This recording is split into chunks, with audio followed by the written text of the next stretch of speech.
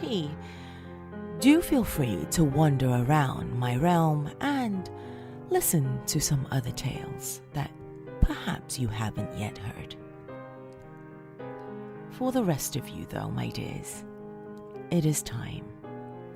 So come, lean in closer, and we'll begin.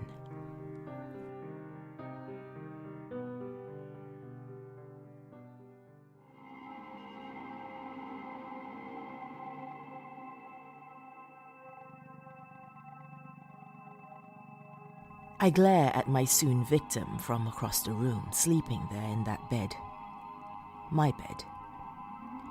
It was almost unacceptable, and my pale, elongated form snaked across the room to the young child. Gripping her cheek in my hand, I gave a wide smile.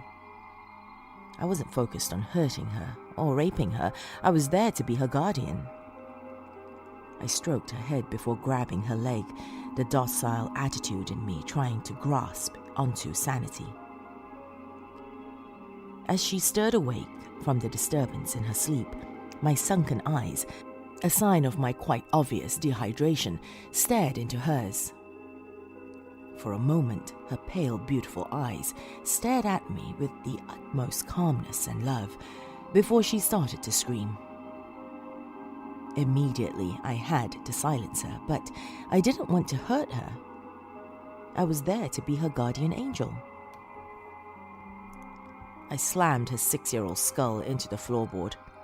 1, 2, 3, 4, 5, 6, 7. I stared at the mess I had made both on the footboard and on myself. I knew eventually that I would be blamed for the incident from the blood on my ragged clothes and stuck into my sunken eyes.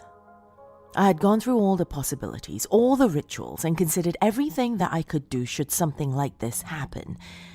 And it turned out it wasn't some stranger across the street. I had done it. No matter. I cradled her small, broken body as I picked up fragments of skull and bloodied mushes of brain matter. Her mother walked into the room before I had the chance to hide it. When she saw me, she immediately hit me. "What the fuck have you done to my sweet baby?" she shouted, tears and anger welling up inside her. "I did what I had to.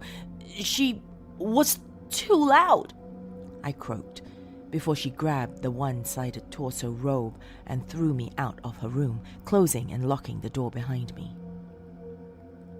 I pushed my weakened form up from the floor, arms already decorated in bright purples and blues as I stared onward at the door, a masterpiece waiting for my approval inside.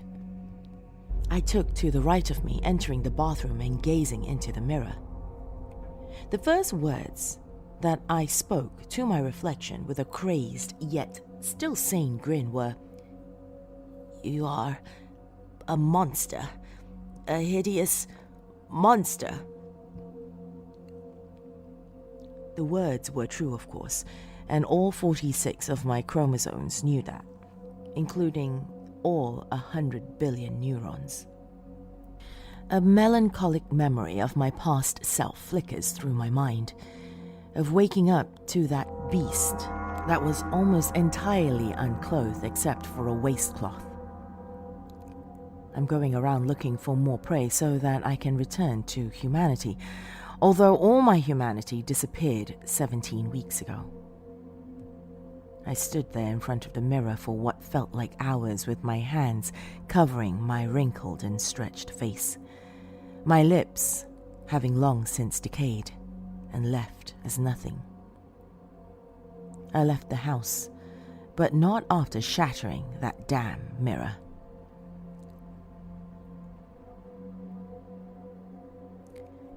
I now found a young boy, so young and vulnerable while sleeping. I had observed him while he was awake and realized his special personality. I stroke his face as he turns in his sleep to face me, my amber eyes staring at him, the tapidum lucidum, special to this particular race. I am reflecting the light in this dim room so that I may see him. I brush a couple of locks of hair out of his face as I smile, laying there beside him, my rotten, dark grey teeth being revealed behind my cracked and decayed lips. Almost reminds me of my own daughter and wife, although they passed long ago.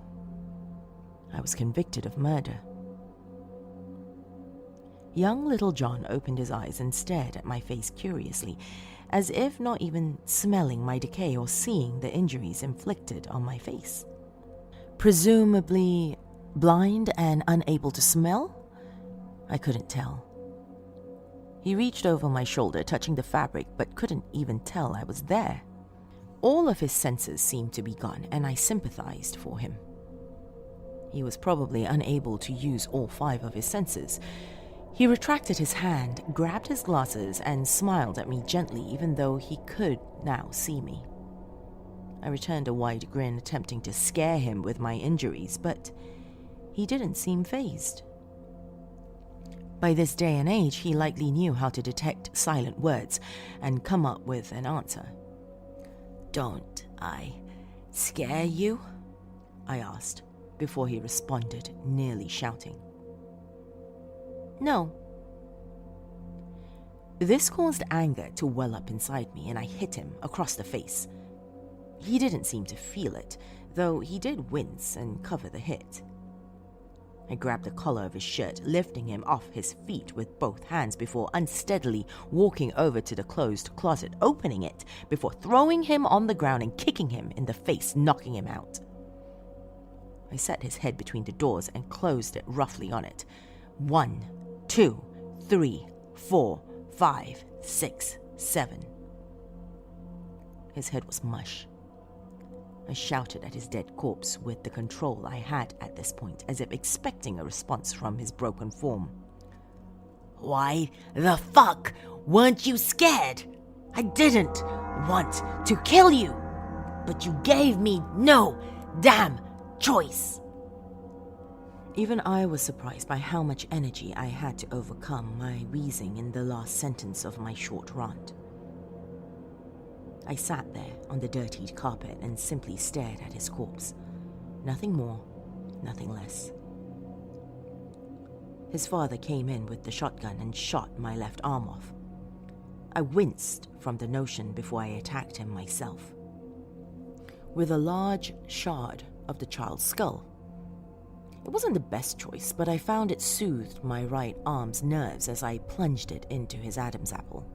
I had now killed 3 people, and the set of veins located over top my heart pulsated before resting and smoothing itself out. I dropped the tool before covering my face again and crying into my single palm, my left hand shot off, little tad bits of flesh holding on lightly. I kicked the now disproportionate neck, which caved and revealed his slimy insides. I pulled my foot out and walked out of the house again. I fucked it up again. The creature once again visited me that night for the first time since a month ago, despite feeling as though it was years. The progeria sufferer laid its perfect bony hands on my face and caressed my left eye. "Joseph," it spoke gently. "You've failed. Do not murder those who frustrate you."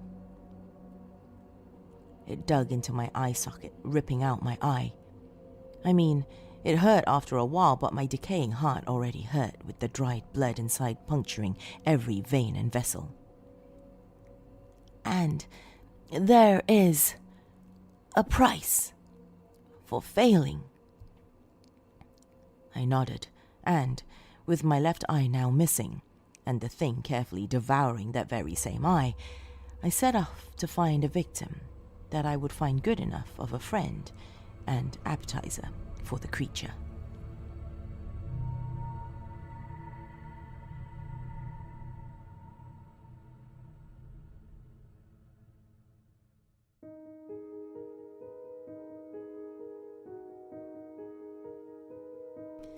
Thank you for joining me, my dears. Before I leave you, I do want to give a big shout out and thank you to my dog family on Patreon, who continuously support me and help keep this channel and podcast going.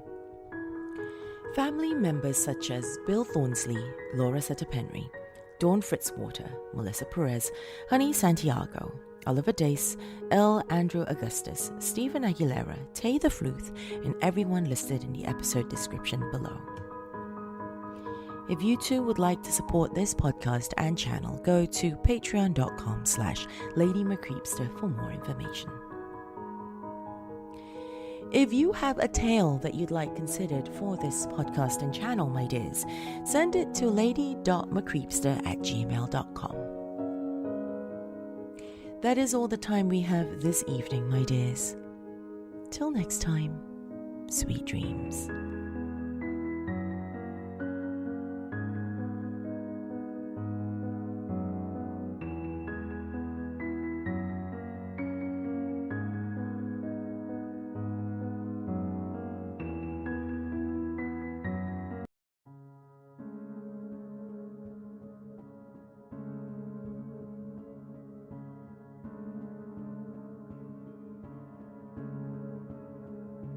Good evening, my lovelies, and welcome. I'm LadyMCreepsta.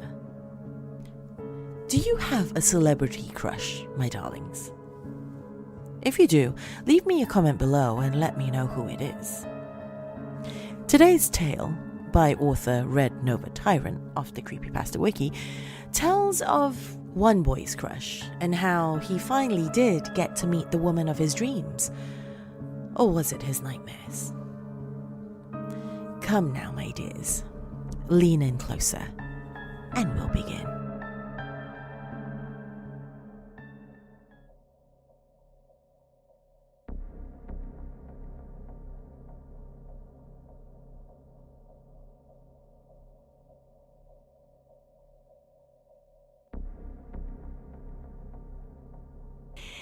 Kelly Royale was the woman of my dreams.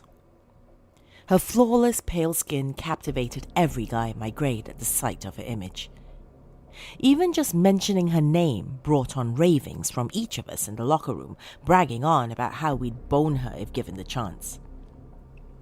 Alas, it was just another dream of your typical hormonal high school boy. To actually meet a celebrity like her was highly unlikely, even if she had grown up in our hometown. I wasn't really into her music. Pop wasn't exactly within my realm of taste, but with Kelly, I indulged in her angelic voice and sexy movements on camera. Her baby blue eyes stood out from the makeup and blush, and her strawberry blonde hair trickled down her perfect shoulders. Each new glamour shoot and music video only made me more delighted to see her. I wasn't a stalker type, though, let's make that clear. It's just every guy has their ideal woman, and she fit the bill to a T for me. When she won the title of Venus of the Year, I was even more ecstatic. Kelly Royale had a following, sure, but with this, she'd be pushed into the spotlight even more, which meant I'd get to see her around even more. And see her I did. Playboy, with their last dying breath, managed to bring her on for a couple of photos. I'm sure I wasn't the only guy in my grade to pop a few boners, though I wasn't degenerate enough to be looking at her in class. But when I did see her, I was enraptured. The same bright hair, perfect breasts, slim legs, and those arousing eyes. How I prayed for a girl like her to be mine. The spotlight certainly did wonders for her, and eventually rumors began to spread about her. On a more positive side of the whispers, it was said that Kelly had accepted an offer from a certain doctor about having a new kind of plastic surgery done. Apparently, there's not any actual plastic used in most surgeries. The term just meant reshaping, from some old Greek word. But if these rumors were true, this doctor had invented a new kind of artificial skin, one that would stay moldable thanks to the heat given off by the body or something. I didn't really understand most of the details, but eternally preserved beauty was definitely within my vocabulary. Sure enough, after a few weeks of silence, Miss Royale made a special appearance on a late-night talk show. They advertised it the whole week prior, so I made damn sure to stay up and see her. She had somehow become even more perfect, and the outfit she wore was barely allowable on live TV. Kelly explained she wanted to show off as much of the surgery's effects as she could, and she was not holding back. The audience roared and cheered and whistled, and I had to keep my own voice down as to not alert my parents to what I was watching. When the show host asked her about the procedure, Kelly just smiled and held a delicate finger to her lips. She said she couldn't really talk too in-depth about it, other than a few scant facts. The host was allowed to touch her forearm, and he reported that it felt like the smoothest skin on earth. Then, with her next revelation, Kelly shocked everyone. Nearly every inch of her skin had been replaced. There were murmurs in the crowd for a moment, and I swallowed slightly. My imagination had gotten quite good from practice, but in that moment, all I could see was Kelly lying on a surgical table, muscles exposed and blood flowing off the edges in multiple places. Twitching in pain, her eyes stared up at me, pleading for help. I was snapped back to reality as Kelly reassured everyone that she was totally fine and the procedure was completely painless, and that she could live just as comfortably as before. The host even joked that she was the world's first living Barbie doll.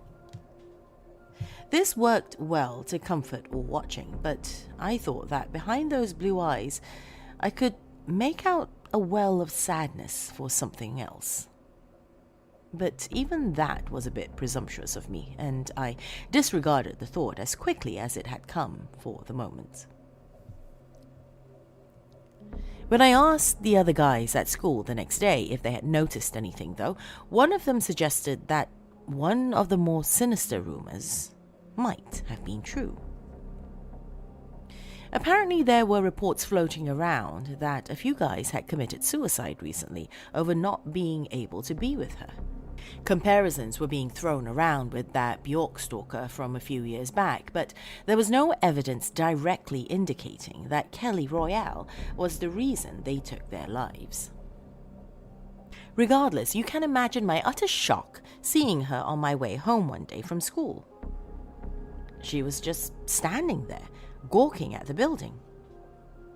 Her forlorn gaze and bite-scarred lip told me she was upset, and that I probably shouldn't bother the celebrity. But this was Kelly Royale, my idol, the one person I wanted to meet more than any. Miss Royale, you okay? Was the only thing I could say between stutters. She didn't respond, continuing to stare at the school like a zombie. I decided to take a risk. I reached forward for her arm and tugged softly. Her skin truly was divine. I'd never felt something so soft before. If it wouldn't have been so weird, I'd wished to hold her hand for days on end, enjoying the texture of her palm's embrace. I tried to memorize the feeling for personal use later. Gazing up at her again, though, for the first time ever, her eyes did not bring me comfort. They terrified me.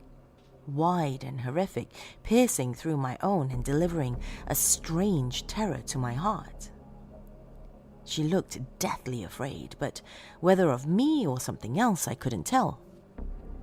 Their bloodshot natures spoke at lengths of her lack of sleep, and she almost seemed to gasp for breath. Miss Royale? I stammered again, trying to break her free of the trance while taking a step back.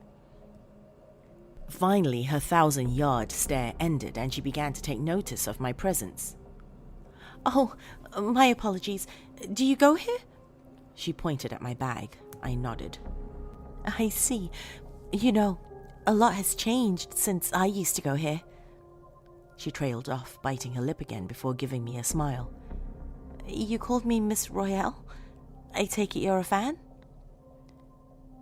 I tried to hide the blush, but it was impossible. I nodded quickly. She grinned, then looked around strangely and reached into her coat for a pen.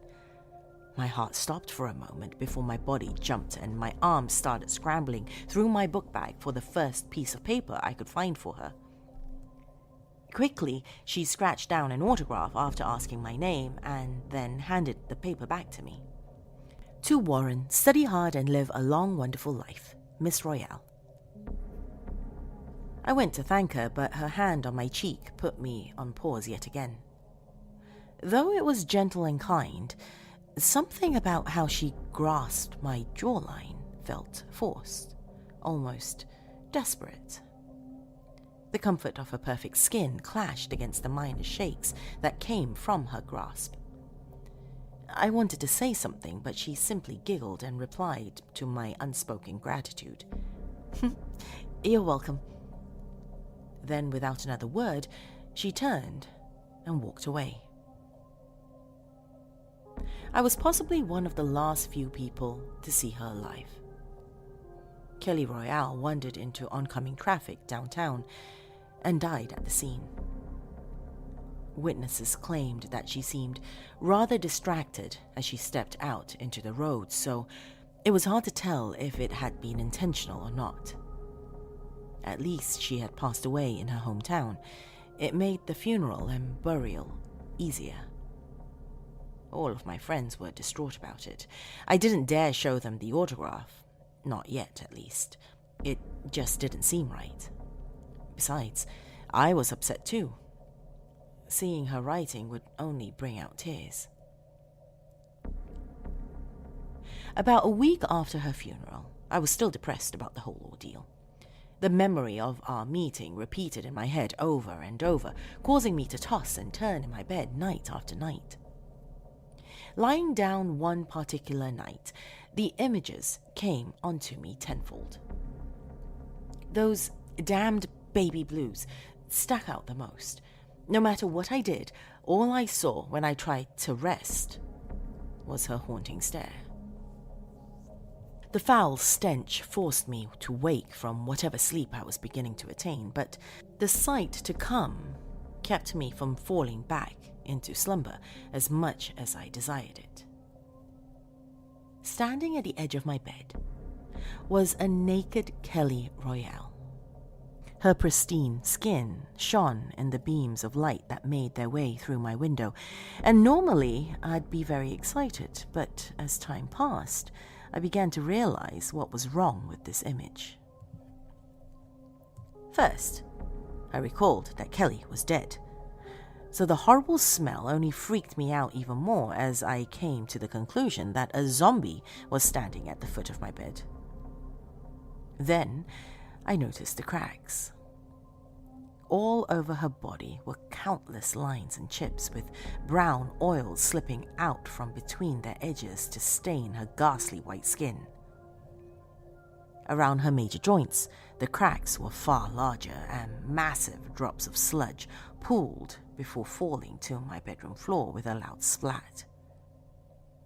The rubber that had kept her beauty intact had grown cold and hard from lack of human heat, and was now splintering as the corpse moved about.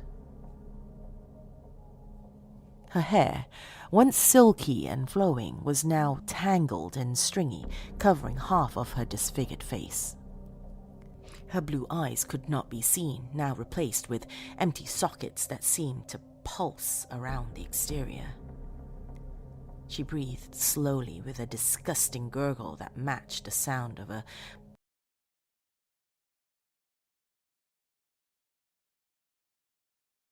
from the monster and to try and cover the stink. Miss?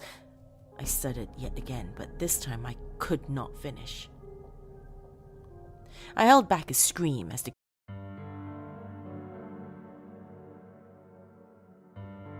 Good evening, my lovelies, and welcome. I'm LadyMCreepsta. This evening, we have a tale from Creepypasta Wiki by author Icy Dice. Before we dive in, though, my dears, I would like to take a moment to say a special thank you to all my dark family on Patreon for your continuous support. Beautiful people such as Danny White, Nicholas Correes, Dawn Fritzwater, Cyanide Jack, Melissa Perez, Honey Santiago, Oliver Dace, Karen Parrott, Dana Fringer, Stephen Aguilera, Hunter Daly, Bill Thornsley, and all of you mentioned in the description below. Your support helps keep this channel and podcast going, and I truly appreciate it. Now, though, on with today's tale. So come, lean in closer, and we'll begin.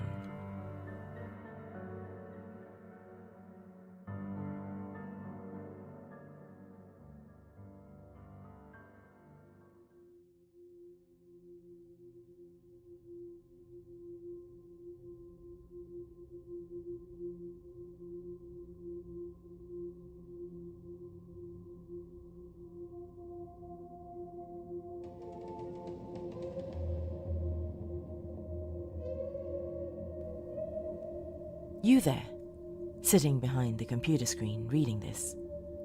You clicked on this page expecting a ritual, right? It's all in the title, of course. Well, I've got an interesting one for you. A ritual that I myself created and am willing to share with you. Now, imagine this. Babies within a room screaming and crying at the top of their lungs. A busy subway train where nobody seems to know how to keep their damn mouths shut. Perhaps your apartment neighbor is too busy playing his loud, obnoxious music upstairs to realize that people like you need their beauty sleep. See a common trend here? The world is so full of noise these days that it seems like there's never a place on earth where one can relax. But what if there was? What if there was a place you could retreat to any time you like and escape from reality? Well, perhaps I could offer a solution to your problem. There are no catches or drawbacks. You'll be getting exactly what you desire, and if you follow my instructions, you should be relatively safe. Ready to try it? Well, here goes. Firstly, you'll want to set up your preparations. You shouldn't need much to practice this ritual, and you can set it up with common household items. You'll want to make sure you have a decent pair of soundproof headphones, a rose, a blindfold, or any material that can cover your sight, and a bag of ice. Also, although not required, I recommend you bring some duct tape. See, I told you it didn't take much to perform this ritual. Now, it doesn't matter when or where you perform this ritual, but it is imperative that you go alone. If you go in groups, believe it or not, the trials will become harder and more dangerous for reasons which will become more obvious as you go on. Now, in order to make this whole wacky ritual work, you're going to need to start performing it as soon as I read off the procedures. As soon as you have completely read the procedures, you have officially begun the ritual. That's right, this is where the first official instruction comes into play. By continuing to read past this point, you have agreed to continue on with this ritual, for as soon as you start reading the procedures, you are locked in for good. Warning: do not skip reading the procedures and look at the paragraphs below them. If you do so, it is a sign to the higher powers that you do not wish to respect the sacred art, if you will, and they will forever steal your 5 senses and leave you helpless. Yes, this ritual has dangers such as this if you do not follow my directions, and yes, being eternally robbed of your senses is as torturous as it sounds. Procedures. Cover the windows and lock the doors. You and the optional, although not recommended, group of people you are practicing this ritual with would rather not be disturbed after this ritual commences. Find a bed or seat to lay or sit on. Make this place of rest comfortable, as your physical body will possibly be in that position for prolonged periods of time, and you wouldn't want to find yourself covered in aches and pains, now would you? Set the items and materials collected before the ritual in a square formation around you. Now, think of the moments in your life which made you want to try this ritual in the first place. Perhaps a dinner date with a special someone was ruined because of a loud and obnoxious restaurant patron sat behind you. Maybe a small child crying in a movie theater, ruining the experience for you. Whatever the case may be, try to ingrain that memory into your head. Picture the moment and imagine the sounds, smells, and emotions within that memory. After you have done this, try to recreate the way you felt in that moment. Perhaps you were sad, or maybe anxiety or aggravation overcame you and swept all sense of joy away. Finally, open your eyes and look around you. Cup the bag of ice in your hands. Place the duct tape over your mouth. Place the headphones over your ears. And place the blindfold over your eyes. It is important you do these steps in order, for that is the order in which the trials await you. Finally, pick up the rose and give it a whiff. With that, you will have finished the steps to begin the ritual. Hello there. If you are reading this and haven't read the procedures beforehand, expect to be stripped of your senses relatively soon. I'd hate to be blunt, but I did warn you about what would happen should you disrespect this ritual and proceed without reading through it properly. Should it be due to you not heeding my warning, or simply you not caring about your life in general, it is your decision that brought you here. However, if you broke the rules, you might as well use what time you have left of your sight and sanity to view what else this ritual has to behold. Now, if you did follow my instructions, then congratulations. You have now officially begun the ritual. Although these words are still on the screen of whatever device or pamphlet you used before, they are also being transcribed into your mind by me. By following through the ritual, you have allowed me into your mind, and now I shall be your official guide through this journey. A Jiminy Crickets of sorts, except for the fact that if you don't follow my instructions verbatim, the worst fate you'll encounter won't just be making a literal ass of yourself. Now, look around you. When you put on the blindfolds, you lost your ability to see and your perception of the world got dark. But you can tell what you're seeing isn't the same darkness as the blinding material covering your eyes, can't you? Go ahead and reach out into the darkness before you. Reach straight ahead and feel along the surface you just touched. When you feel the switch, go ahead and give it a flick upward. There, that's better. The light above you should have lit up. Please ignore the flickering of the light. There aren't exactly the best technicians in this new reality you've entered. Welcome to the place where senses make no sense. A place somewhere between your subconsciousness and whatever different dimensions exist. Now, approach the far right corner of the wall. See the skeleton over there? See its hollowed bones and the black mucus dripping down from its ribcage?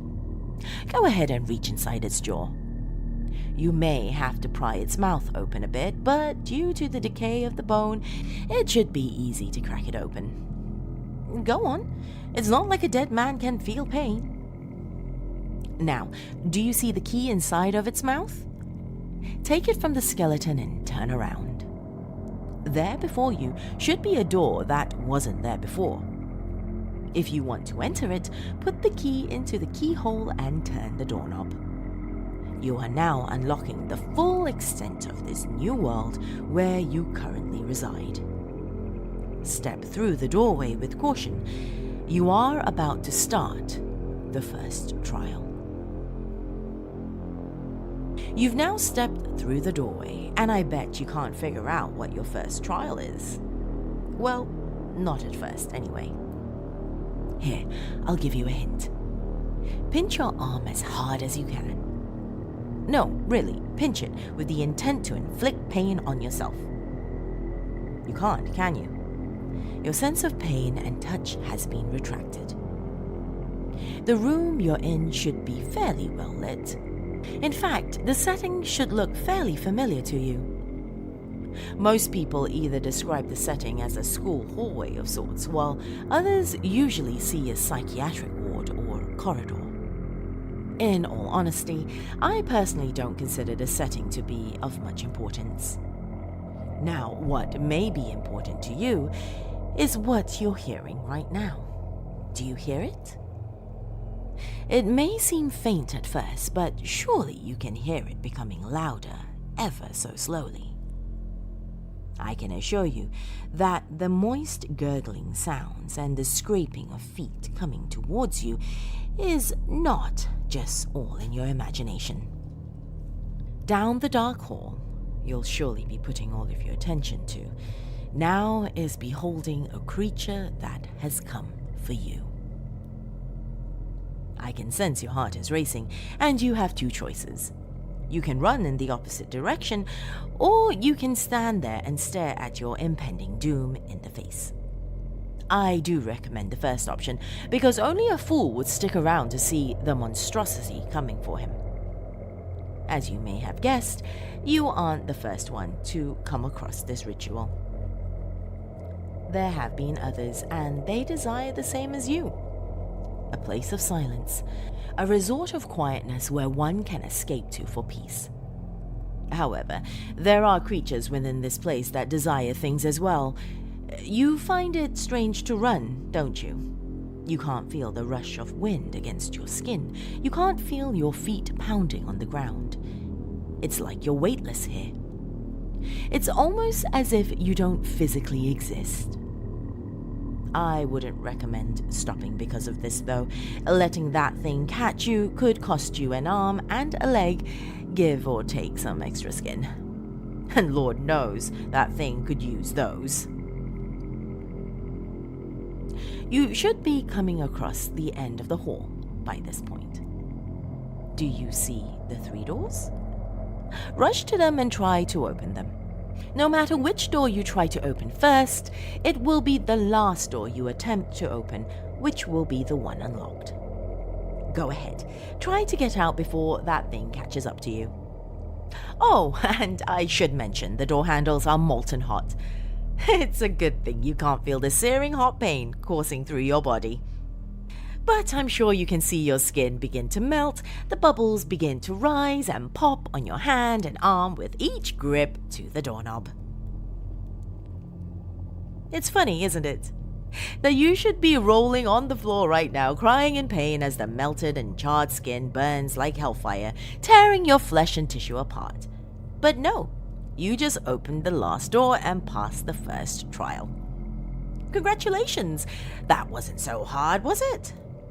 Now, Do you see the room around you?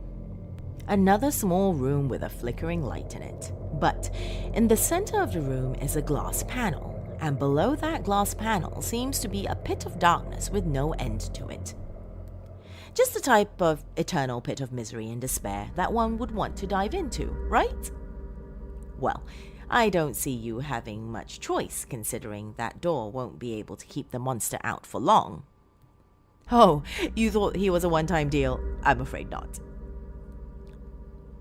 There should be a grey sledgehammer in one of the corners of the room. There, the left corner behind you. Pick it up and smash the glass floor. I suggest you hurry. I'm sure I'm not the only one who can hear those long talons scratching at the door. There, one last hit, and then you'll plummet below. Ready? Now jump. Oh, what? You thought I was going to deprive you of your sense of touch for this whole time? No, I'm not that inhumane. Yes, I see you clutching your arm in pain as the sensation of hot iron rods pierce your flesh.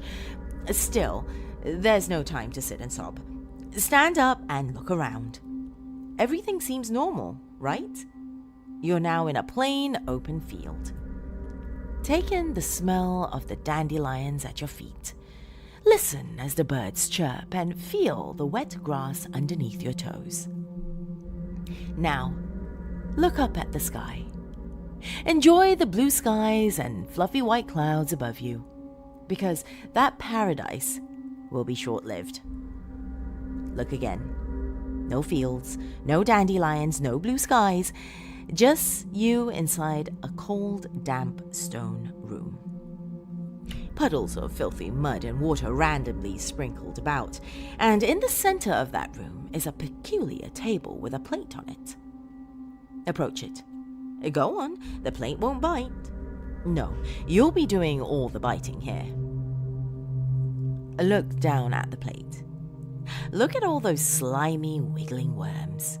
Look at the twitching moths and maggots, squirming about and writhing in a crazy fashion. Do you see them? They're in pain. They're dying a slow, painful death. I understand fully that these beings are considered below you, but you surely must have some sympathy for these living, breathing creatures. Put them out of their misery. Go on, kill them. No, don't smash them. That would be a complete waste of resource, wouldn't it? No, you see, your energy drains quickly in this land, and here you need all the energy you can get. Go on, swallow them. Why are you so hesitant? It's not like you'll be able to taste them. Go ahead and consume. You know you want to. Don't you feel the empty pit in your stomach? How unsatisfied and unsaturated you feel. Go on, chew. Do you feel those grimy, filthy creatures wiggling within your mouth? Their smooth skin rubbing against your gums. Can you feel them struggling, but ultimately being broken to bits as they run down your throat and into your stomach? Yes, feel yourself being replenished. Oh, what's this? You still have half your plate full, but you won't continue? Fine, but you need your energy, you know. I can make the pain in your arm worse. I can burn you beyond belief and beyond repair should you make me. Now, I don't think you want that, do you? Go ahead, slide the rest into your mouth. Let them travel down your esophagus. There. Don't you feel better? Good. Now we can continue. Look to your right. Do you see the zipper on the floor? Go ahead and unzip it. Yes, unzip the floor. Now, climb into the hole you just unzipped. Oh, you don't want to? Well, I'm sure your nasty little stalker friend, who, may I add, is coming over nearer to you as we speak, would be happy to help encourage you. Hey, you there. No, not the fellow performing the ritual. I mean you, the one who didn't follow through with the procedures. This person's doing pretty well, aren't they? halfway there, and unlike you, they actually have a chance at living the rest of their life in peace. Now, of course, they can't hear me. They're stuck in the floor for the moment, right where I left them. Anyway, I'm sure a million questions are racing through your head right now. Allow me to introduce myself. I am the spirit who invented this ritual. I too was disturbed by the constant noise within the world. Everyone was always shouting and being so rude and belligerent, and I wanted to escape from it all. So I created a safe haven where the senses don't apply. However, if humans wished to be granted entry to this world, they would need to prove to me that they truly deserved it.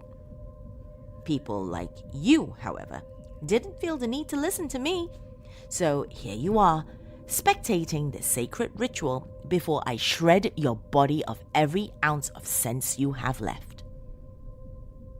Now, I'm no doctor, but all that time in seclusion away from noise can be damaging to one. I suppose my isolation did have its drawbacks, but what's the big deal? Who needs to see other living, breathing life forms when one can sit alone and not be bothered with the problems of the world? Even beings such as I prefer desolation to the outside world. But at what cost? The ability to have empathy for others? Tendencies to misguide others and lie? Well, a little trickery has never hurt anybody, has it? Has it? Okay, unzip yourself from the floor now. That thing has passed and it's now safe to come out. Observe the world around you. You are no longer in a dark, desolate room, but rather a room full of clocks. Tick-tock goes the clock. Tick-tock goes the clock. Tick-tock goes the clock. Oh, what do you mean there are no tickings or tockings? These clocks are working perfectly fine. I checked them this morning. It couldn't possibly be that you, gasp, can't hear them, could it? No, that's exactly what happened. Welcome to Trial 3. Your journey will soon be over. Of all of the clocks in this room, I'm sure you've already seen the one you need to go to. That clock directly in front of you. Yes, it's huge, isn't it? Approach that clock and place your hand on the wood. Good. Now close your eyes and feel the vibrations course through your veins. You can still feel those vibrations, right? Now, move your hand in a clockwise circle completely until you reach the point you started at. That's your 12. I'm sure you can guess where the rest of the numbers are. Place your hand on the numbers in the order of your birth date. Remember, don't lift your hand from the wood. That would have consequences which I'd rather not discuss, but you're running out of time. Good. Now that you're done with that, step backward and look up at the clock. There is now a staircase going up to the top of this giant clock. Walk up to the top of the staircase. You're now on top of the clock. Good. Now look down at all the other smaller, lesser clocks. Feel the vibrations of the entire room. Feel them run through your body. Now close your eyes and don't you dare open them. The beast is in the room with you now, but don't run. Just saying those words, your heart rate increased heavily, didn't it? Well, you're going to have to settle down because this next step in particular is tricky. Keep focusing on the vibrations. Do you feel the rhythm? The pattern in which the clocks tick and tock? Try to match your breathing and heart rate to that of the vibrations. If you can do this, you'll be invisible to the creature. Now, this is not the time to ask me why I didn't tell you before that the beast wasn't able to see you. Calm your breathing and go to the beat of the clock. The creature stalking you isn't one simply interested in murdering you. No, it has an actual plan. You see, in this sensory-deprived place, the beast has only one of its senses. That sense is hearing. Its hearing is so precise it can distinguish between your breathing and the sound of the clocks ticking.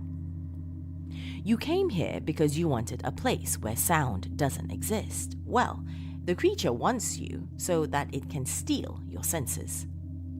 Senses which it has been deprived of for quite some time. Now you have completed the third stage. What I want you to do is jump off the clock you're currently standing on. Yes, I see that it's high above the ground. I still want you to jump. Would I ever lie to you? Of course not. When have I ever lied to you so far? This jump will lead you directly to your fourth trial. You're nearly there. Don't quit now. Besides, I'm sure the monster would love for me to tell it where you are. I hope that's enough of an incentive for you. Good. Now jump. Well, what did you think would happen upon jumping? Did you fall to the ground? Of course you did. That's how gravity works. Granted, this was mostly for my enjoyment, but I'm not sure what else you'd expect. Have a look around you. Is the landscape different again this time? Oh, wait, you can't see. You've gone blind, haven't you? Well, you, my friend, are inside a system of tunnels and trails. The walls aren't too far apart, so you should be able to extend your arm and touch them.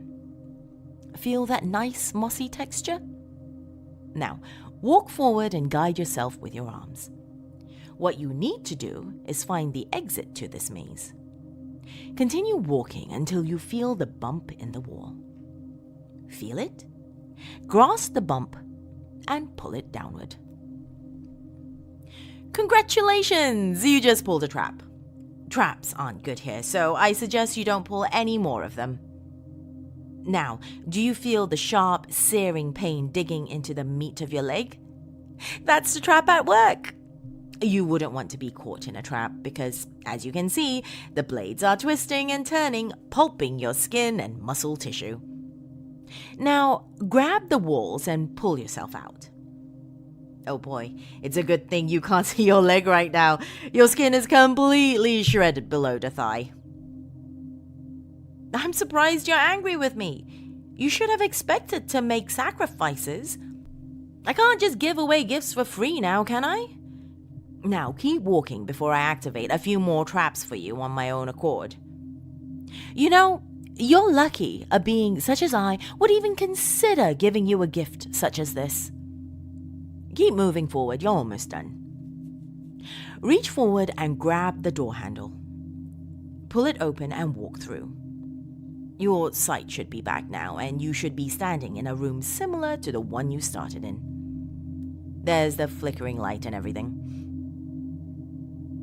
Congratulations on passing the ritual. You have proven to me that you are truly deserving of your haven without sound. Now, stand still as I explain to you what this prize means.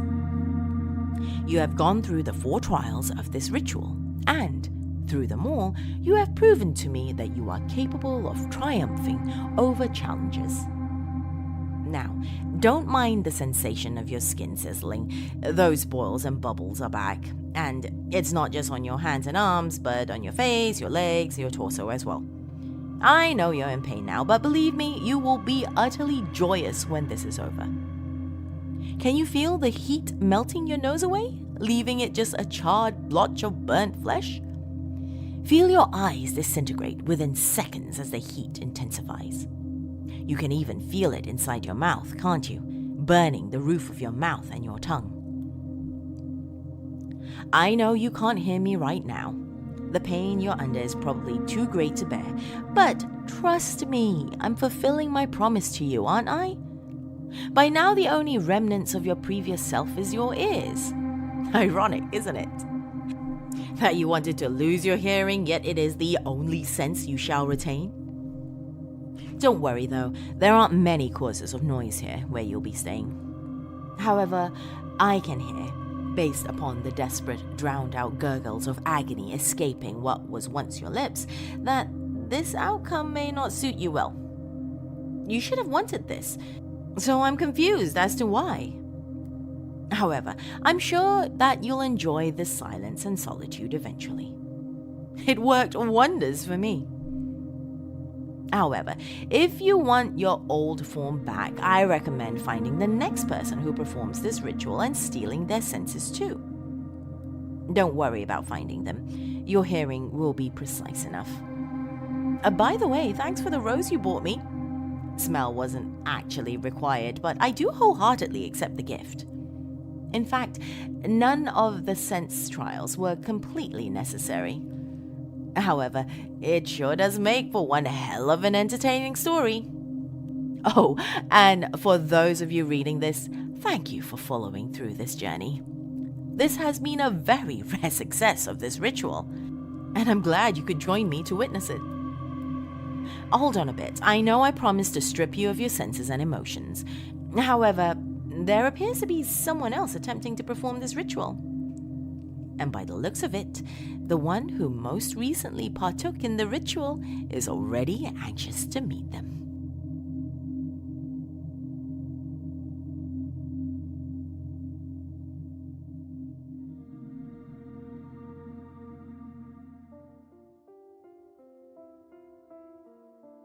Thank you for joining me, my dears.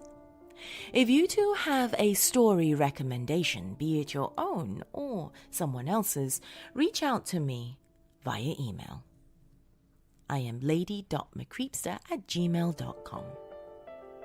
Though I cannot promise you every story recommendation will be performed for this channel and podcast, I do promise that I will read them all.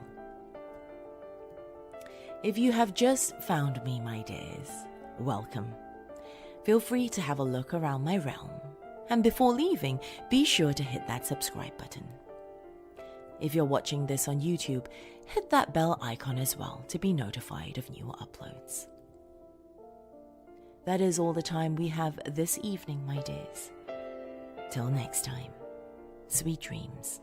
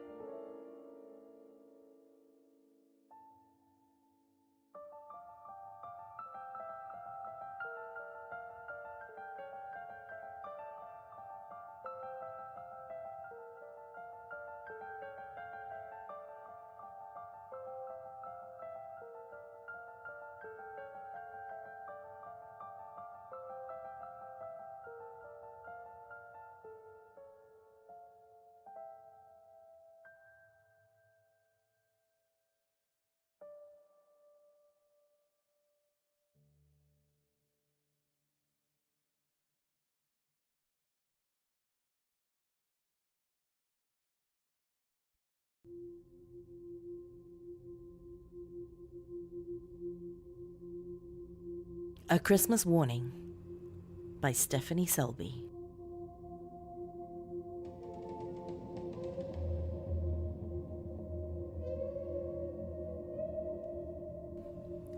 I don't hide the fact that I hate Christmas.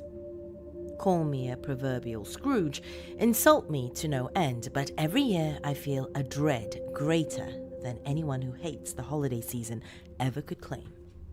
If you know me personally, you'd assume it's because of my younger brother's disappearance, and you'd be right for the most part.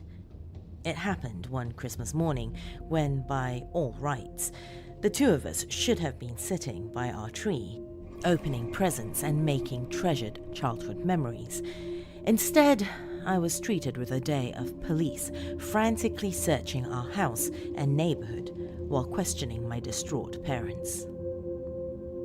They questioned me too, of course, but as a 10-year-old girl, I didn't have much to say. I told them that he and I had gone to bed, excited for what the next day had in store for us, and that was the last I saw of him. He just never came down to open his gifts, and that's when my mother discovered his room was empty. But that was a lie. I do know what happened to Chris. I know who took him away, and I know that if I told the truth, no one would believe me, then or now. Santa kidnapped my brother. Please don't laugh. I know how it sounds, and you're right, it sounds ridiculous. He can't be real, and even if he was, he's supposed to be nice to children. But I know what I saw, and it wasn't some lunatic in a Santa suit either. That man was as real as a winter wind that chills you down to the bone. I suppose I should start by telling you how all this started. Before the holiday was ruined for my family, that Christmas Eve, we all left out cookies for Santa, talked about what we hoped he would bring, and then our parents read The Night Before Christmas to my brother and I. All of them cheerful, mundane traditions for our family. What was different that final year was I was noticeably less enthusiastic about the whole process. It was the first year I had openly stopped believing in Santa Claus. I was a strange and cynical child, much to the concern of my parents.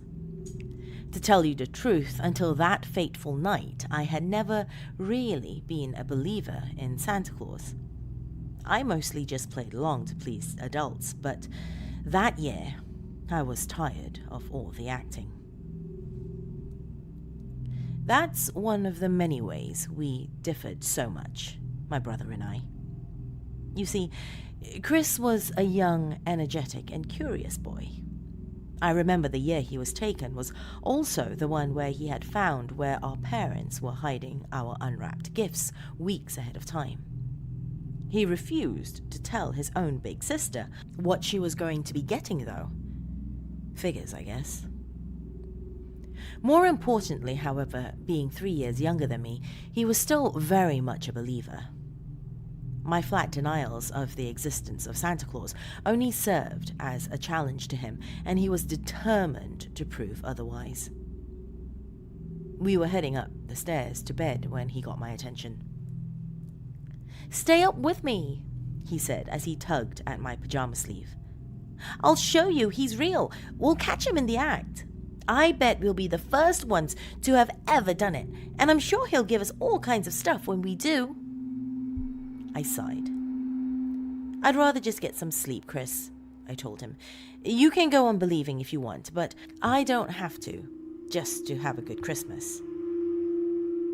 I always tried to avoid being such a damper on his spirit, and I thought convincing him to forget his harebrained schemes would be better than waiting up half the night just to see his disappointment. "Oh, come on, sis," he cried.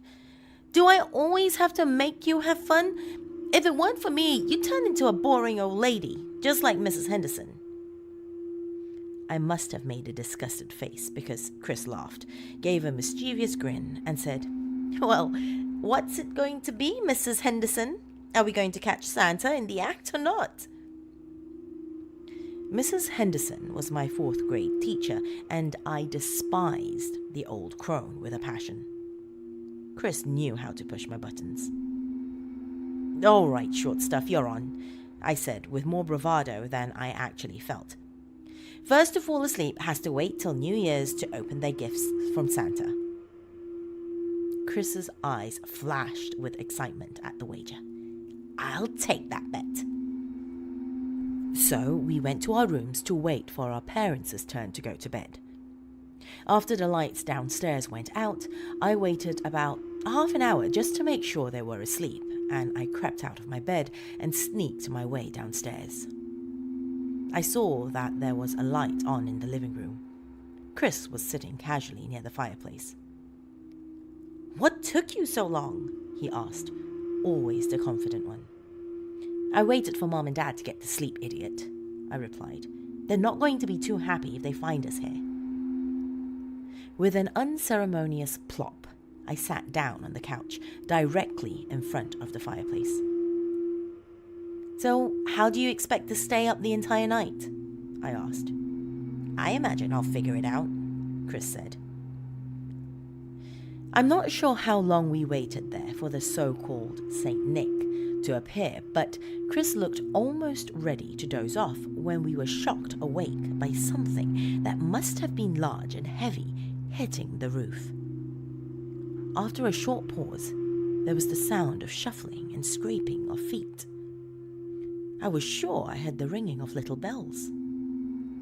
"Oh man," Chris whispered in awe, "it's really him!" For a moment, I wondered why Mom and Dad weren't awakened by any of this. All this racket was enough to wake the dead, but that train of thought stopped when chimney soot started sprinkling down into the fireplace. Chris dashed over to me and shook my shoulders. "What did I tell you? He's real! He's real!" Unlike Chris, I didn't think there was any supernatural explanation behind this strange occurrence. I was convinced it was a burglar finding their way in through unconventional means. I sat, stiffly staring at the fireplace for a few moments, unsure of what to do, until I rose and dived underneath the couch to hide. "What are you doing?" Chris cried in bewilderment. "He's coming!" "Get down!" I whispered fiercely at him. "We don't know who that really is!" Chris opened his mouth to protest, but a voice let out a grunt from the chimney, and it spooked him enough to find a spot of his own. He hid behind Dad's large leather lounge chair in the corner. A few moments later, a final loud thump came, and the front of our fireplace was obscured by all the soot rushing out into the air. I covered my mouth and nose, desperately trying to prevent myself from coughing. When it finally settled, the sight gave my cynical mind a serious shock. The old man that stood before me really was someone dressed as Santa Claus, and he looked every inch the part. His body was the perfect size. He had the long white beard, and his outfit was a beautifully made red jacket and pants. His face contained the soft, loving features of an old man enjoying the moment. What surprised me the most about this strange man was, even though he had just entered through our musty chimney, there wasn't a single speck of soot on him. It was as if anything that could mar his perfect appearance was naturally repelled. I was finally convinced he was the real deal by what came next. Throwing his sack of presents over his shoulder, Santa stepped away from the fireplace, and a short elf girl emerged to follow him. The elf had pointed ears, a glistening green suit, and was so short she only came up to Santa's knees. Unlike the jolly old man, she seemed terrified to take a single step into our home.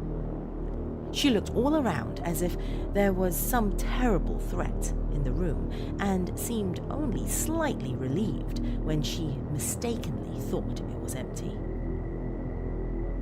Santa noticed her fear, but rather than reassure her, as would be expected, for a fraction of a second, his kind face changed into a look of pure, horrifying malice.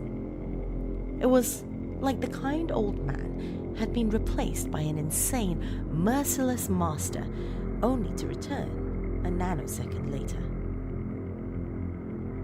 The elf's mood changed on a dime. In short order, she was filling our stockings with small toys and candy, with a smile plastered onto her face that seemed ready to crack at any moment. Being so short, she had to use some kind of magic to levitate so she could get within reach. With purposeful yet quiet footsteps, Santa made his way to our tree. Taking 2 presents from his bag, he placed them in the proper spot and went to where we had left his traditional snack. The elf was done with her job too, but Santa wasn't inclined to share with his companion. Now that she was towing the line, he barely even acknowledged her presence. She just stood there next to him, waiting for him to finish, wringing her hands in nervous movements. On its surface, this whole scene seemed like something ripped straight from a Christmas television special, but even at my young age, I could tell that something more was going on. What I'm trying to say is, it seemed like they were attempting to appear whimsical for whimsy's sake. Like it was all one big act they were putting on. The little elf barely passed as a convincing actress, and Santa's momentary lapse only cemented my suspicions. It was something I was unable to articulate fully at the time, but I can now. It looked like a ruse. Chris fell for it right away, though. He must have been too young to notice the sinister signs that I had been able to pick up on. From my angle on the floor, I could see him clearly in his own hiding spot. The look on his face told me everything I needed to know. He was completely enamored with these two people. To my horror, he slowly crept out from behind the chair. I wanted to call out to him, to tell him to stay right where he was, that these two were strangers, that there was no way to tell what would happen once they knew we were there, but that would have given us both away. It's not like he wouldn't have listened to me either. How many kids out there can't help but trust Santa Claus? "Wow," he whispered to our bizarre intruders. "It's really you." At this, both Santa and his elf turned to find Chris standing in the middle of the room. Both had this faux expression of surprise that only served to unsettle me further. "Waiting up for us, I see?" Santa commented with a warm smile. "Yeah," Chris said cheerfully. "I wanted to prove that you were really real and everything." "And it seems you have," Santa replied with a chuckle. He sat down in my father's chair and motioned to Chris to sit with him, to which he obliged. "Oh man, I've got so many questions," Chris exclaimed. "Are the reindeer on the roof? Can I see them? What's it like living at the North Pole? Oh, I wish I could see it someday." "All in good time," Santa said, grinning at his remark. Maybe to some it would have looked like a friendly expression, but to me it was a smile that seemed to contain the self-satisfaction of winning a game. As for the elf, she had lost all color in her face. She made no move whatsoever as the two sat together, but her expression was enough to tell me that something horrible was about to happen. "I knew you were real. I just knew it," Chris said. "And all the big kids at school give us such a hard time about it. Even Sis was losing it too. Just wait until everyone hears about this." "Oh, they won't, Chris," Santa said, clasping his gloved hand over my brother's shoulder. "Huh? Why not?" he asked, confused. "Do I have to keep it a secret?" Santa laughed a deep, evil laugh that was too much unlike his fabled ho-ho-ho. "Do you honestly think that you're the only one to have ever seen me? That throughout history, the many little children of the world haven't done the same as you?" Chris shifted uncomfortably in the man's lap.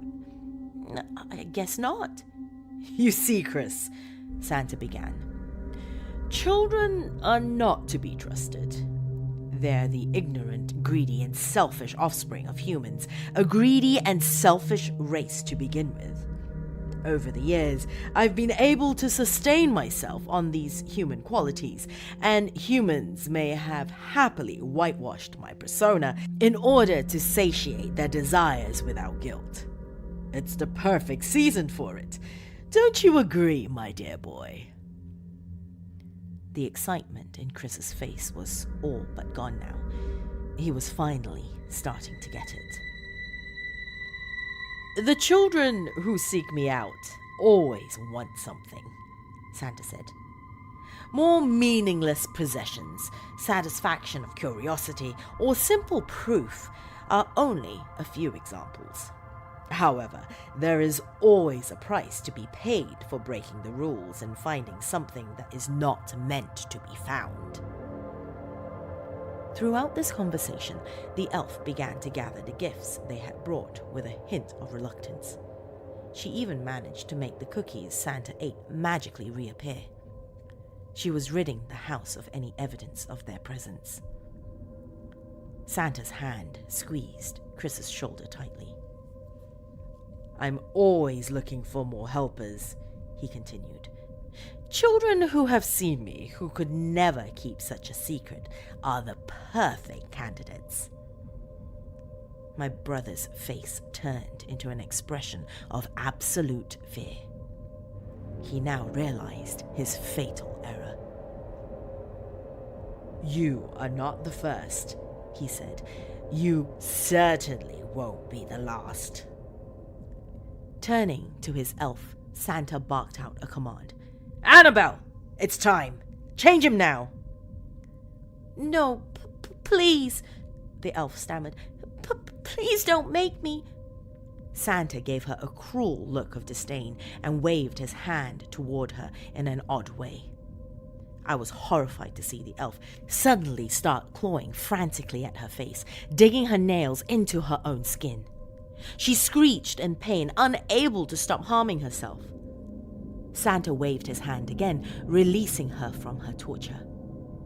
Her face was now covered in scratches and dripping with blood.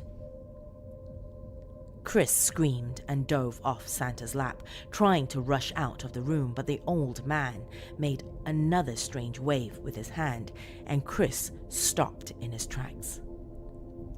As if possessed, my brother turned around to face him, his eyes wide with fear. He was under that awful man's control.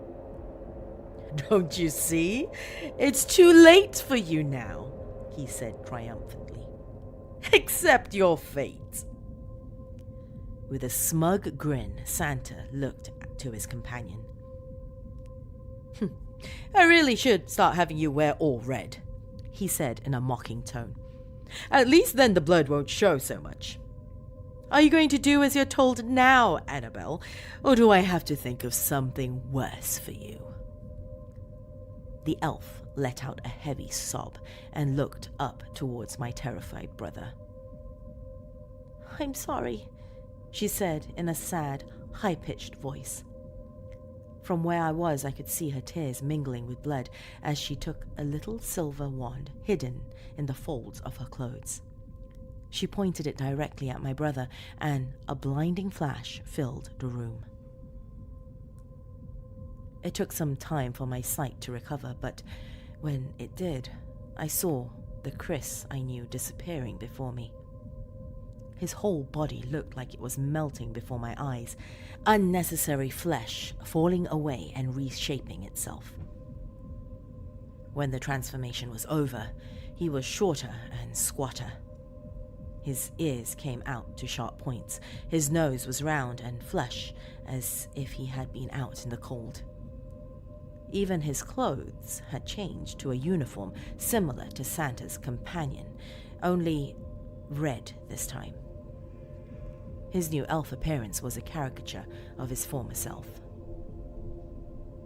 He must have been so scared. Looking down at his new form, he could only let out a pitiful squeak. So was I, as I lay frozen underneath the couch, clutching the carpet. As that awful, obese man and strange crying elf dragged my newly turned brother into our fireplace, Chris looked down and stared directly at me, his expression a desperate cry for help. But what could I do?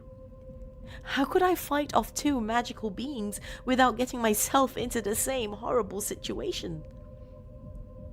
So I did nothing. I still have nightmares about that. With Chris in tow, they shot up the chimney all together through their strange magic, and that was the last I ever saw of my little brother. For almost the entire night I stayed under the couch, softly crying. In my state of shock, I had no strength to do much else, but as I saw the sun slowly rise from the window, I knew it was safe to crawl out of my hiding place and find my way back to my room. The rest, I guess, is history. To this day, I won't have anything to do with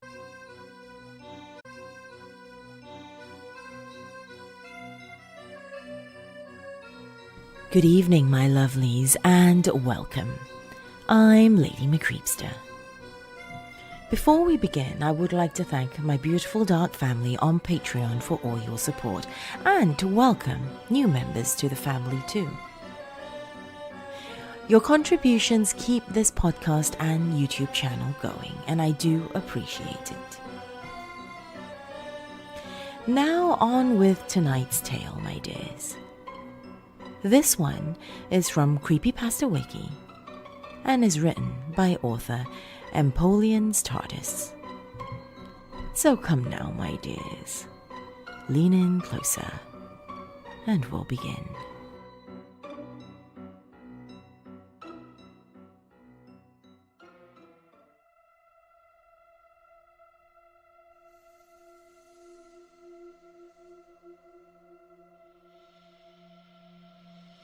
As I walked home from work, the cold sting of the winter air brushed against my face like an endless stream of needles.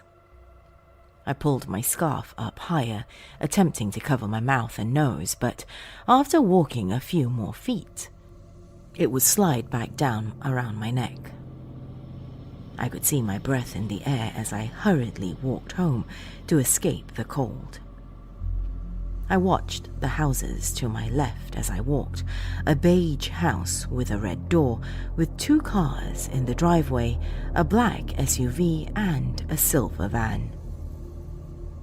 A white house with a black door, no cars, they must be out. All the homes looked the same, just painted differently, trying to disguise themselves as different. Another beige house with a brown wood door, with an old red car in the driveway. I knew the man who lived there. He's a nice man who, I admit, I might have been a little sweet on. I walked down the sidewalk. The thought of him made me forget the blistering cold for a moment.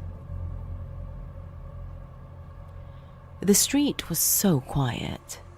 The small blanket of snow on the ground made the street soundproof. It began to get a bit darker. The sun had just set. The streetlights should be on by now, I thought to myself as I huddled myself in my jacket. As I looked around, I saw nothing but the oncoming houses. Good evening, my lovelies, and welcome to LadyMCreepsta's Night Noise. They say your memories are never an objective recollection of the past, especially your childhood memories. In this evening's story, by Redditor Cimmeril Melnibone, one woman's hazy recollection of her past motivates her to dig deeper. But she soon learns some memories are best left forgotten. So come now, lean in closer, and we'll begin.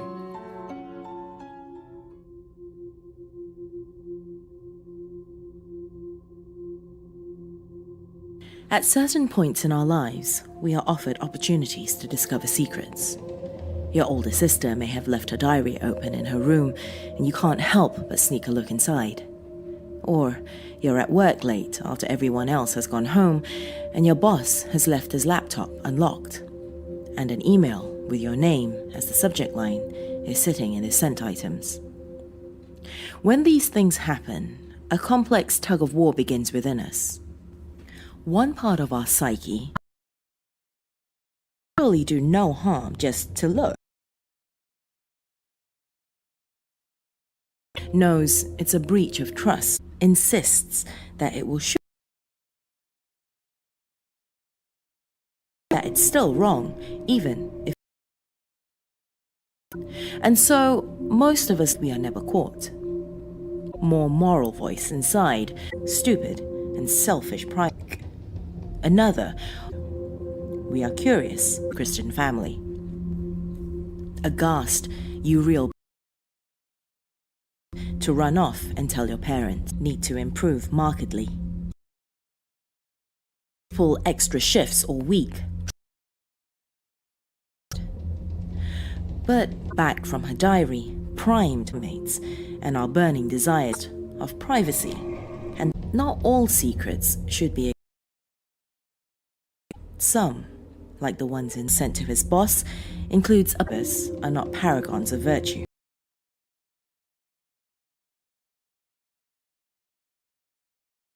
To know, incinerate. Your sister, it always retained my memories of my birth of the East Coast and that the move from New Zealand to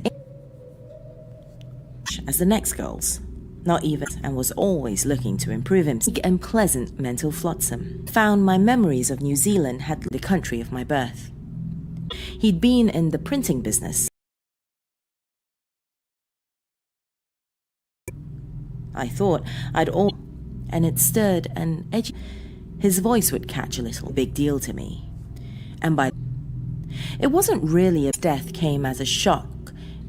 My parents had always told me a feeling I couldn't name in that heady moment.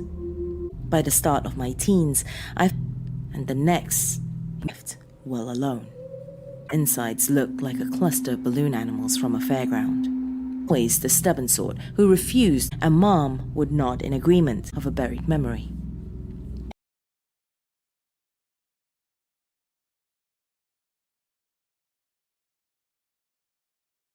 Pains for years, but we never sometimes when he said it.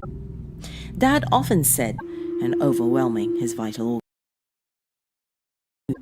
As it happens with some medical science simply couldn't use and details. That email your boss trying to avoid losing your livelihood, thought much of it, and he was always our moral compunction. Been printing some shirts in his shed, stand her. But she would babble to herself while doing this. Wasn't as challenging as patchy and unreliable. To a young mind. Bones, and the images of faculties was so shot that she could small and slow growing for a long time. Packing up their house. To say that Dad's wins. After being very surprised. From her lips while she stared at me earnestly, expecting me to care. Her mental and I'd need to refer to the battle to keep up with that level of corruption.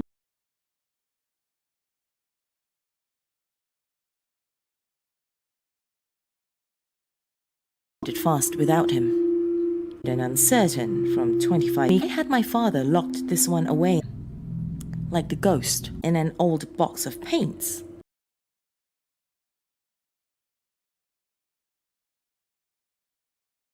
Only more mystery. And I had all but forgotten by that ancient primate. There were only 2 pages of pictures. Expected the letters to start bouncing around, betraying my origins. Sign writing. The time I left home for university, Carnival Cove, said the huge oxygen mask over his face. Couples. My mother colorful beach, somewhere exposed to the light. Art class, aged 15, collecting an award for first in at the back of my mind.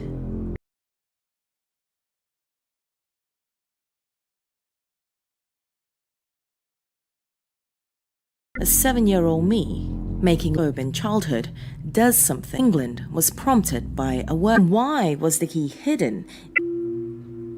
My Hazel. But I still risk. None of it. But one particular picture, an opportunity for my father, of myself, Mum and Dad, Back through the years, only a few fragmented off. It was the people who leather cover and looked inside. Diagnosis wasn't good. Childhood memories remained. Vague blues, a cartoony prime lumpy sandcastles near a white eyes of blue and hazel. They're in it. And the slightly painted signs, which I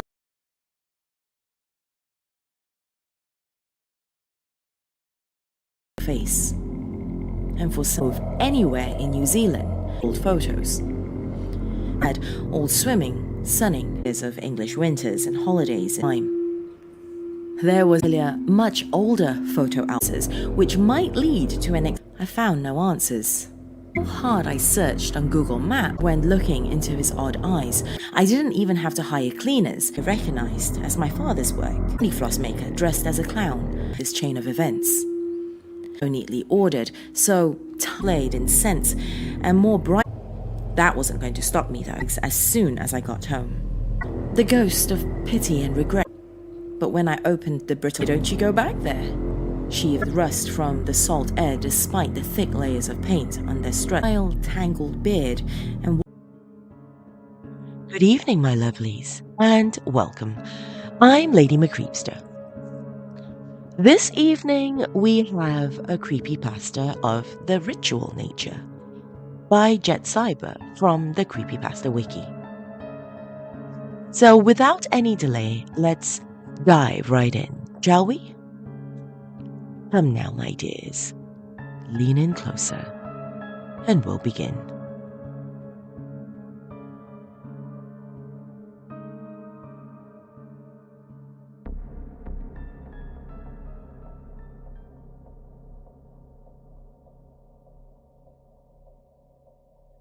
There is a legend circulating around the television industry. It's about channel infinity. Channel infinity is hard to get to, and reports vary as to what it actually is. I will tell you how to get there, and then what to do. Acquire a television, preferably with analog for the best experience, and the older the better. Acquire a remote control. It does not have to go with the television you're using. Turn on the TV and set it to a channel that is static, or just a plain black screen if you are using a digital TV. Basically, any channel you do not receive. Leave the room for about 3 hours. If you have a significant other in the house, have them with you. It is also best to call over a few friends. During those 3 hours, you should acquire a few items. I will list them in order from the most important to the least. Note, none of these are mandatory, but they help. You will want an item that you hold dear, 2 handheld mirrors, a firearm or other weapon, a favorite book, a mobile communication device, a key, a sledgehammer or pickaxe. After roughly 3 hours have passed, re-enter the room. Have everyone else wait outside the door. Close the door. Stare at the static or blank screen or whatever. Call the others into the room. Or freaked out.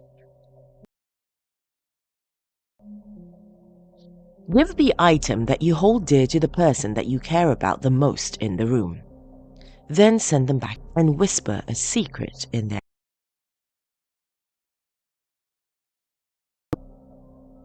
Note, till you open the door again. Command them not to come back in. It will be safer for you. Hold the mirrors in no matter what, and stay like this until a question appears.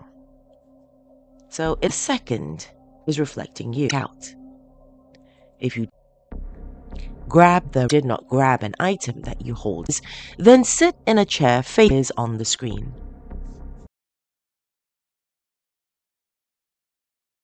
facing away from the TV until it looks as if the television is behind. Trust me. Or you from 3 to 26. One of 3 things will happen, or thing ever. Behind you. So answer yes. Channel down. Press channel up to of all time will come on.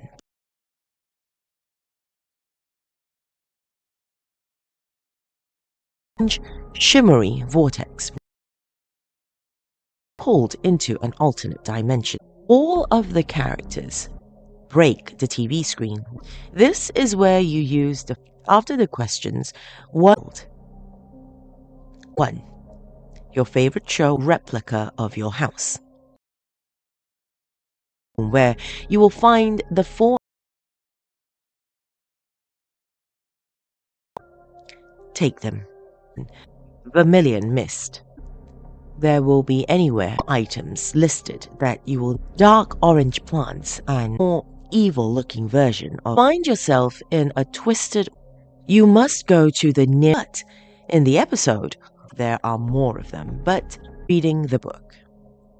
Down and begin of the door sometime within the next will surround you, and you will be just sit down and be bored or scared. You will nearest public building, for example, our world, with a red sky. Outside will be a more. Find a room with only one entrance. Sit fictional character.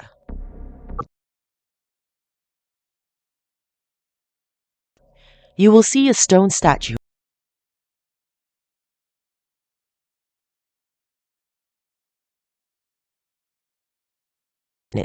You will hear another note. This is obviously use the key in the door. Look at the moon. It works. If not get the device, pretend your clothing and sprint back box. Open the door. The key will fit the lock with the weapon. It will then to your house. Up in front of the television, and if you did not give someone you love deeply out, you can continue the ritual. Smash its head to acquire true love. Note: the more channel infinity. If it is green and half, you'll be dead within half. Bite through your tongue. You will have reached.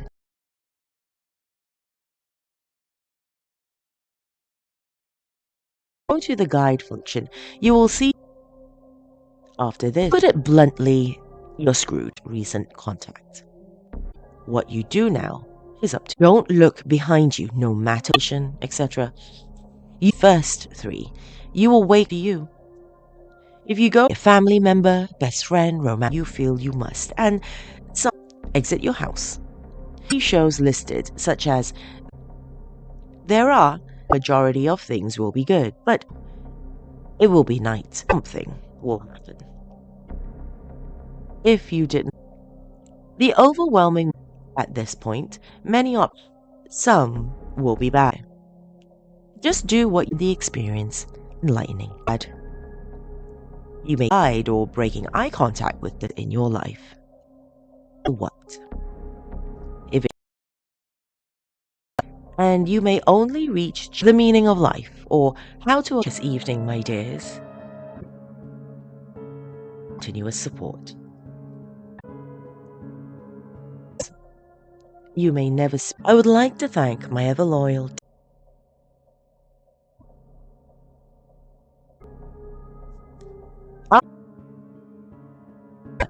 There are 2 catches.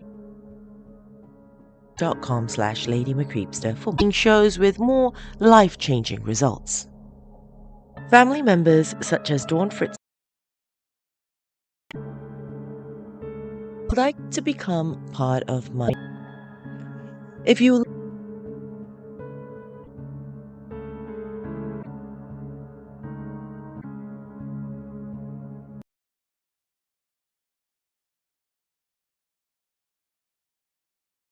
will be either pink or green.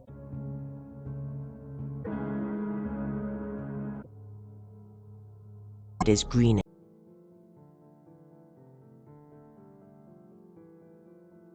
Good evening, my lovelies, and welcome.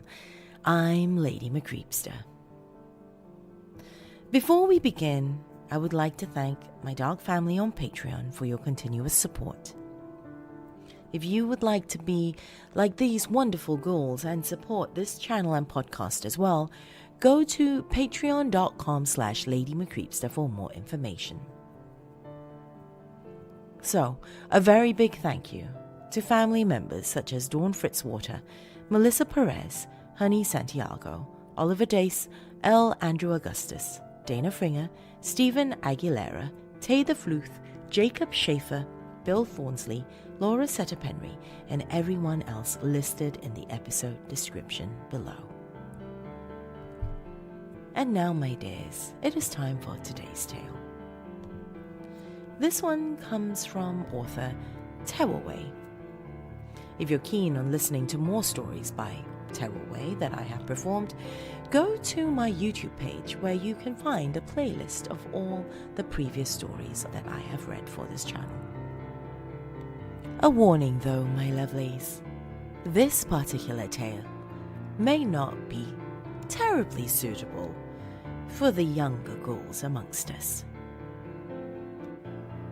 But now though, my dears, it is time for tonight's tale. So come, lean in closer, and we'll begin.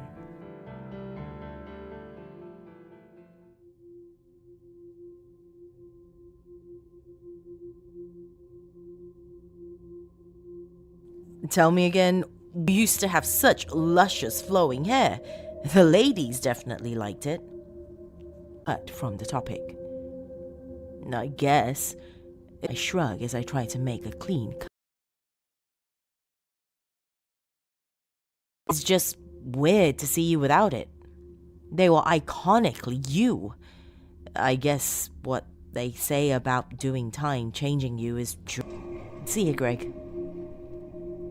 I walked down the driveway, releasing the tension in my shoulders, and to reassure myself to my trademark long hair. Back then wants to know what happened. Strangely, it's all in the past. It's as if no one even remembers who I was before it. I wanted to dedicate myself to growing everyone who knew me. I get asked about it a lot, out my hair as long as I could. I decided I might as well try. My family and friends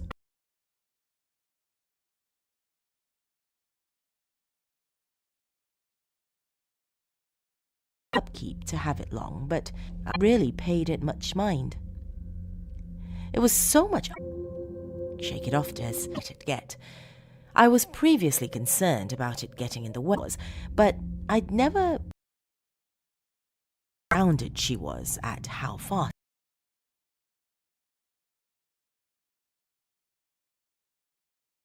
it grew.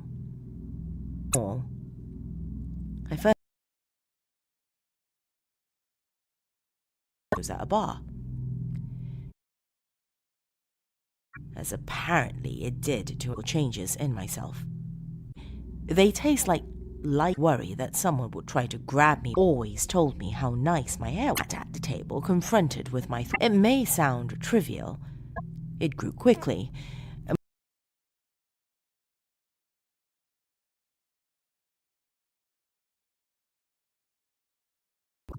I don't know how long. Why not? Go ahead. I also had a strange many instances where I'd a ketogenic diet. It was just the first of many. I simply found myself unable. I could have been a hat person, but the thought of wearing ill.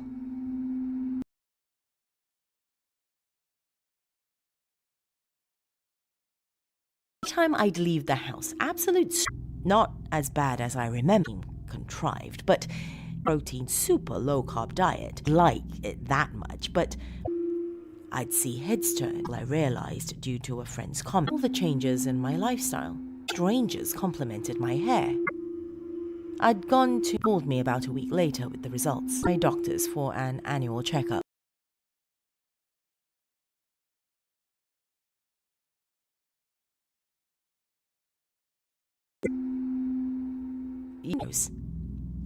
To me, do you think I ought to take supplements? Feel how soft it was.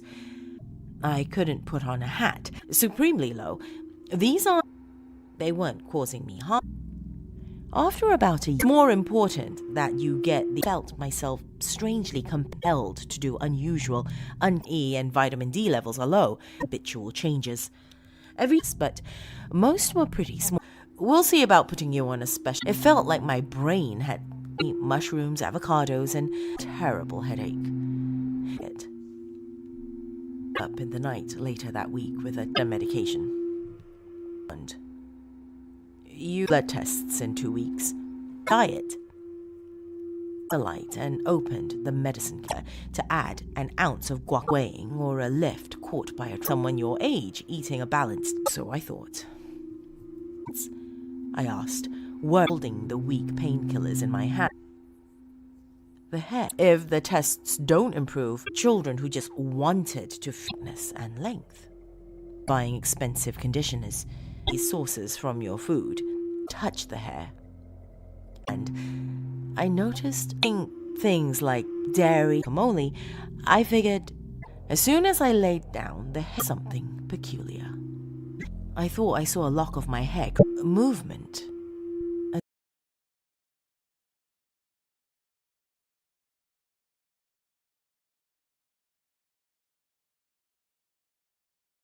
Growing, both in thick.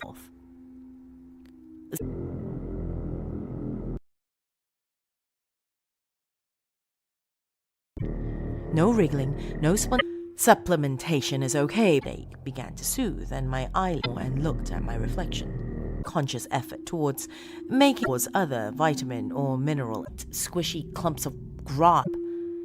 As thorough to my shoulders down to my toes if it was wriggling. I could feel the hair begin. The vain side of me blind of last night's events was a nightmare. Fear towards my hair, watching this all the strength I could muster, or reality. Lay back down. I did.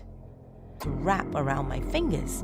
Some, but try to make a. Was it somehow able to stop me? Of hair snaked its way around my neck. A small voice in my head said, although I'd been basically eating, edging the scissors slowly to control I had left, forming a firm collaring one now made me physical. For the first few months, powerless, paralyzed, a large python. I froze. I started to. I woke up. This body found a gaspy with my throat back. Only a scene of a man struggling. I could see my hair. Before I noticed it in the mirror and fell to my knees, the loud thitched. I slowed. Now, see if you can get a hold of. Reaching for the phone. As I dropped the scissors. I didn't touch that kind of stuff normally. I started, listen to me now, my puppet. Only on special occasions. Well, but through my peripheral was visibly could feel a disgusting wriggling all over my head and down my back. The hair seemed as though stop. Moment, laughing even. Spontaneous spurts of hair growth. Was relaxed as I let that's not yours to cull. Woke in the morning. I wasn't sure. I went to the bathroom. Turned on creeping toward the multivitamin. I fought against the paralysis with all the voice in my head began. The luxury of ignorance. It was relishing the creeping. My life for about 2 months. Don't struggle. Let it be. I wondered how long I had been there. Thousands of tiny needles stir. I hardly noticed the bottle on the nightstand. Dagger backwards, afraid to even. The day I finally broke free was bittersweet. The hair, I'd choke up, attempting to rationalize it. My vision began to darken. muscle her many years ago. Blonde. Sometimes in the middle of conversations with people, I constrict. The voice thump of knees against the floor was muffled by awareness sometime later. I began to feel so hopeless, so I have no idea how. I walked to the bathroom once more. Then, anyone took notice or knew what my feet carried, but I saw confusion in her eyes. But in the long run, it can cause. I had no idea where I. Somehow, where am I? Due to there being two Stacys. Supplementation, then. We'll do more. No, I'm sorry, you don't understand. I'm not. I knew the girl, but not well. She withdrew from the bed we were on. I scratched my head. In control of my life. More. Squeal was all I could muster. The moment I tried to talk about. Whoa, what's wrong? Wow, here's a question. That you are in our graces. To mount her once more. Stacy, everyone called her, against himself in the mirror. She asked me, genuine from my mouth like spoiled nuts, regular parts of your diet by the hair, if it was long. I stopped thrusting and hastily. I blacked out again. I found myself in the middle of girls. Then another. Any of it happened. Her head was curtained. She began to panic as she realized that I clamored for answers. Perhaps the effect. I regained. My body had held it taut. My pocket, I felt it was damp. For whatever strange creature my head to help her, I fought for control. I was cut short. She had ripped the clump of hair out of my head. I think I went to high school where I could feel her panic. I wanted honey. I returned, and strangely, it was pain. Calm down, it's just a bad dream. Into unconsciousness. But it hadn't stopped stress of heavily smashed technology. I saw a picture frame on the nightstand to do to her. Little orifices. Down my hand from where I gripped soothing words, apologies, grabbing a piece of glass tightly in what was going on with me. As hard as I could until finally revealing her bare form and proceeded. We weren't in contact, seemed, as she pulled the bedding up around her. I fought so hard to out of the bed. Relief began to tingle. I cleaved off all of the raw, jagged chunk. My tongue stopped wagging just before passing out against the smooth wooden frame. So too, the hair was still firmly wrapped. Forced the scissors open with what did the hair squeeze more intensely. She smiled at first and pulled harder. Was it drugs? Became little more than pathetic. I'm still surprised it let me get that far. With every single strand, I through every inch of my body. She grabbed a handful in a lover's reached for a lock of my hair. I'd gained consciousness for small snippets. The remaining hair quickly wrapped into her face, slowly piercing down my hand. I began to hack and slap. I regained some semblance of a neck and the auburn leash. Alcohol?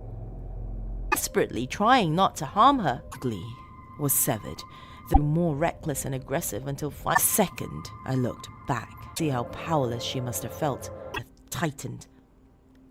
How the hell did I get here? Cut at the hair. Bits of my life. Some leash. Neck to cover her naked body. Intimate relations. Finally, I split the choking. I heard Sue when she'd suffered such severe. I knew it all too well. A pretty vile scene. Life. That she began to kick and struggle, in combination with the evidence of us have somehow weakened the hair's hold of us. Decade in prison. And eventually lose consciousness once more. I reached out and smashed it. It felt heavy. Down anyway. Toward her, mingling into the bed, peeled back the blanket hair had evolved into. I'm insane, I thought. All friends. I'm still learning. No time to explain. Hair was in control. I didn't know this room of different ladies. I've been in contact with a lot of my own. And for you, why are you being all around her throat? Mail slot. No return address. I was in a coma. Guacamole as a side with my nacho. I tried to wedge between the soft pale lock of hair extending down. Even if I hardly knew. From the corner of my eye, a thick at blonde Stacy. Wish she hadn't been the cost of my freedom. I leapt forward. My legs moved. Her thrashes and struggles. I must have been going and spent time with a lot. My meager moment of tint by my long hair. It was the hair itself doing the choking. Her fate, though. Everything was okay from there, but it wasn't. Strangling her. The lightheadedness grow.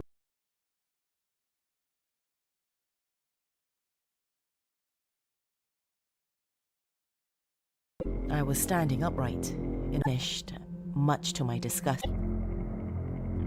It could be there. Out. I see a curate around her neck, some strand. It was hard to argue against the charges. A thick lock of. The article has a pic. Now that I'm out, is a cruel joke cascaded over me from my head. I stare at the clump for what feels evening, my dears.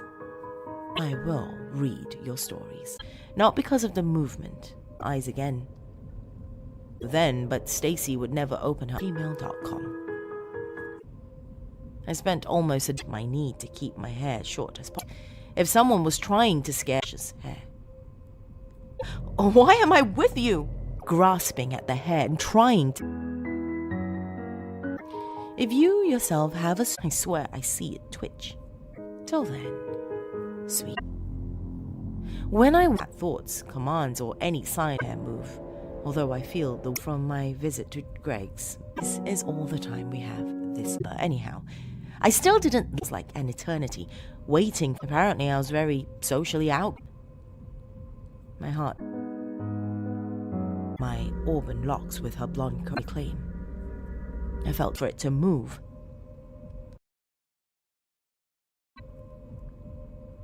Compact and wound like a hemp, more and more in control until finally dreams. Looks like a small clipping from of whatever was on. I begin to fill with dread. At least in prison they oblige. If you're listening on the podcast, I've lost my mind. Stacy's. Possible. I've not trans appeared erect in front, but because it isn't all that bound her. I cut depths again. I grasp the blood sinks. And that, my dear, and it's blonde. Though I cannot guarantee every tale will now. Trying to adjust to normal. I kept fighting, but was a story that you would like to. That was my image, and last I heard was for an idea. Asphyxiation and cuts do come back soon. Things to eat for healthy, let be performed. I do promise a familiar curl to it to be notified of new uploads. Such a dick! She exclaimed.